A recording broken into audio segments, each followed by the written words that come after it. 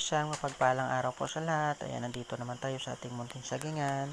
Ngayong araw po mga idol, ipapakita ko lang sa inyo kung paano magtanim ng subwal ng lakatan. Yan po mga idol, mayroon tayong subwal na maliit at mayroon tayong subwal na malalaki. Ayan na po mga idol, yung ating subwal na maliit, naputol na natin yan.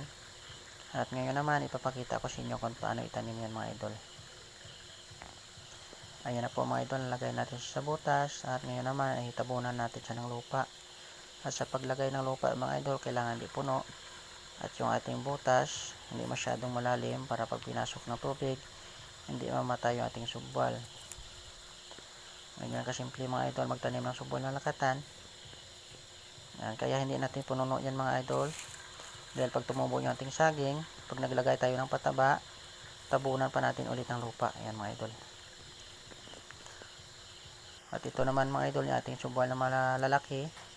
Kung napapansin niyo may pinutulan yan, yan po yung ating subwal na pinopruning, yung kinukundi mga idol. Hindi ko pinapatay para mapakinabangan pa natin.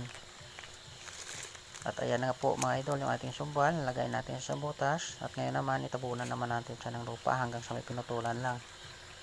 Ganyan din mga idol, kailangan hindi masyadong malalim at hindi punuin yung butas para pag naglagay tayo ng pataba, matabunan pa natin ulit ng lupa mga idol. Ayan mga idol, ganyan lang kasimple magtanim ng subwal ng lakatan at sana ay makatulong din sa mga baguhan natin nagtanim ng saging.